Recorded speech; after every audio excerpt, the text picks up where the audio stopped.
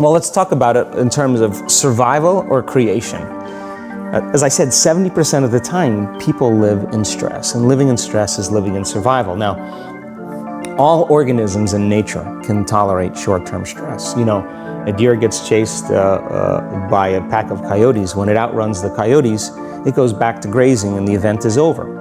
And the definition of stress is when your brain and body are knocked out of balance, out of homeostasis. The stress response is what the body innately does to return itself back to order. So you're driving down the road, someone cuts you off, you jam on the brakes, you give them the finger, and then you settle back down and the event is over and boom, now everything's back to normal. But what if it's not a predator that's waiting for you outside the cave, but what if it's your coworker sitting right next to you? And all day long, you're turning on those chemicals because they're pushing all your emotional buttons.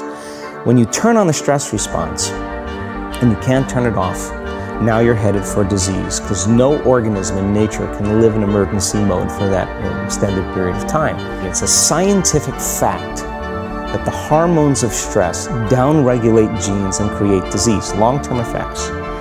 Human beings, because of the size of the neocortex, we can turn on the stress response just by thought alone. We can think about our problems and turn on those chemicals.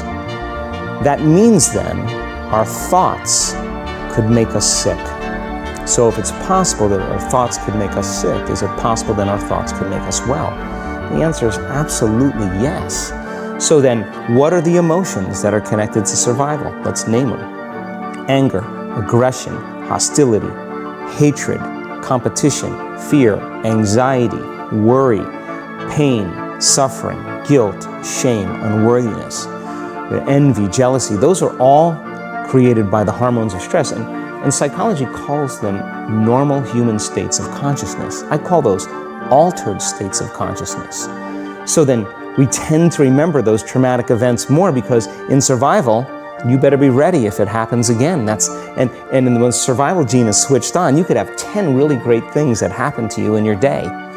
And you just have one bad thing that happens and you cannot take your attention off that unhappy thing because the survival gene is switched on.